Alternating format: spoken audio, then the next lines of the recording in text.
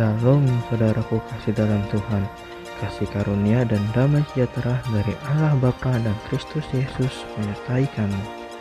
Bacaan Alkitab kita diambil dari 2 Tawarik 10 ayat 1 sampai 19. Pecahnya kerajaan itu. Kemudian Rehabeam pergi ke Sikem, sebab seluruh Israel telah datang ke Sikem untuk menobatkan dia menjadi raja. Segera sesudah hal itu kedengaran kepada Yerobeam bin Nebat, ia ada di Mesir, sebab ia melarikan diri ke sana dari hadapan Raja Salomo. Maka kembalilah ia dari Mesir.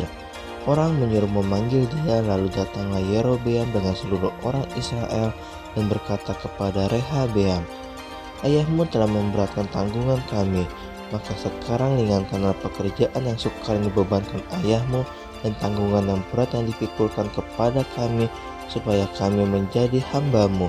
Tetapi ia menjawab mereka, "Datanglah kembali kepadaku lusa." Lalu pergilah rakyat itu. Sesudah itu Rehabeam meminta nasihat dari para tua-tua yang selama hidup Salomo mendampingi Salomo ayahnya. Katanya, "Apakah nasihatmu untuk menjawab rakyat itu?" Mereka berkata kepadanya, "Jika engkau mau berlaku ramah terhadap rakyat itu, mau menyenangkan mereka dan mengatakan kata-kata yang baik kepada mereka, maka mereka menjadi hamba-hamba-Mu sepanjang waktu." Tetapi ia mengabaikan nasihat yang diberikan para tua-tua itu. Lalu ia meminta nasihat kepada orang-orang muda yang sebaya dengan dia dan yang mendampinginya. Katanya kepada mereka, "Apakah nasihatmu supaya kita dapat menjawab rakyat yang mengatakan kepadaku, 'Ringankanlah tanggungan yang dipikulkan kepada kami oleh ayahmu'?" Lalu orang-orang muda yang sebaya dengan dia itu berkata, "Beginilah harus kau katakan kepada rakyat yang telah berkata kepadamu, 'Ayahmu telah memberatkan tanggungan kami, tetapi engkau ini berilah keringanan kepada kami.' Beginilah harus kau katakan kepada mereka, 'Kelingkingku lebih besar daripada pinggang ayahku.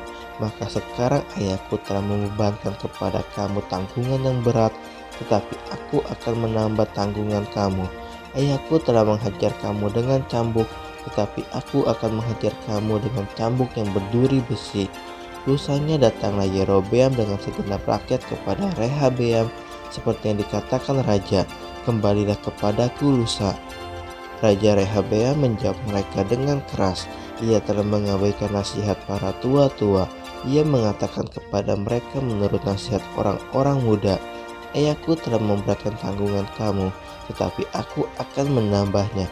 Ayahku telah menghajar kamu dengan cambuk, tetapi aku akan menghajar kamu dengan cambuk yang berduri besi."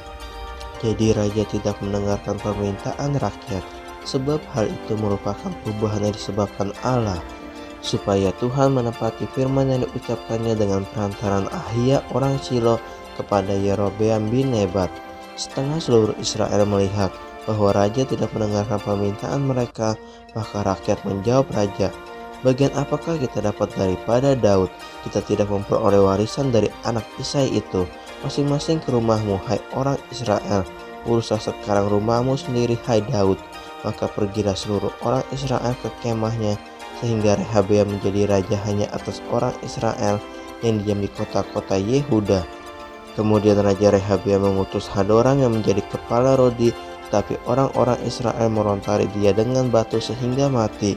Bahkan Raja Rehabeam hampir-hampir tidak dapat menaiki keretanya untuk melarikan diri ke Yerusalem. Demikianlah mulanya orang Israel memberontak terhadap keluarga Daud sampai hari ini.